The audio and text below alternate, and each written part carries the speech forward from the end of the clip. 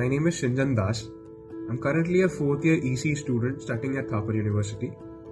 I'm a part of Capstone group number 69, which is working on designing and implementing a novel ring oscillator based physically unclonable function.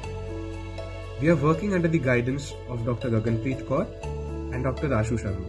My name is Aashish Kumar and my group number is 69. My name is Abhishree. My roll number is 102006125. Hello everyone, my name is Ridhi Bansal. I am Aarooja Bansal, a final year student of Thapar Institute of Engineering and Technology, Patiala.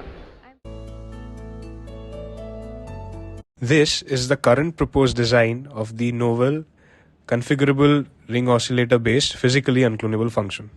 This schematic consists of 5 modules comprising of 2 8-RO arrays, 2 8:1 mux, 2 counters, 1 comparator circuit, and a final 2:1 mux which would decide the final output of 8 bits.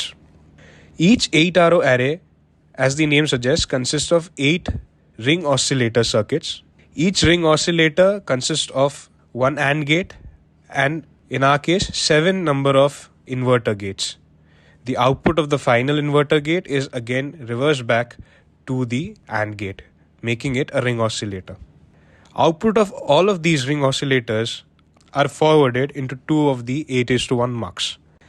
Based on the challenge, which is also the select line for these muxes, we choose one output in comparison to the 8 inputs that we gave. The output would be given to the 2 counters, which due to hardware limitations would start counting and end counting at different times.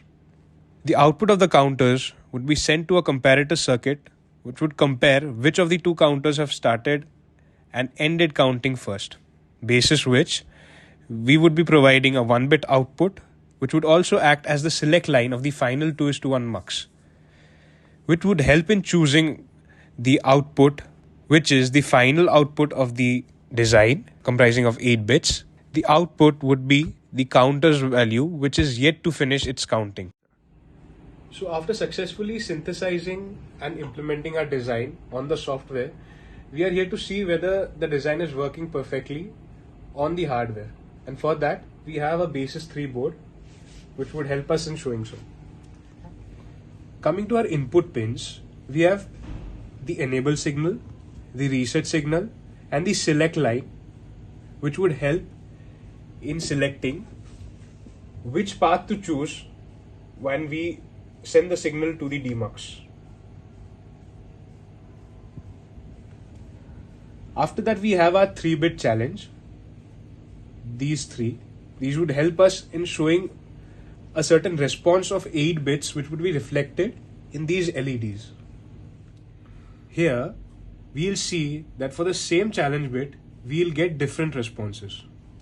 So to do so, we'll give a challenge bit, let's say 1, 0, 1. Then we switch on the enable signal and the reset signal. This reset would help us in resetting all the values to the initial value if there was any earlier. After that, we send a select signal to the demux and mux as to which path of the inverters the RO would choose. Hence, if we alter the enable signal, we'll see that the challenge is different. Again, if we change the alternate enable signal, we see that for the same challenge bit, the response is coming different. We can repeat the process further.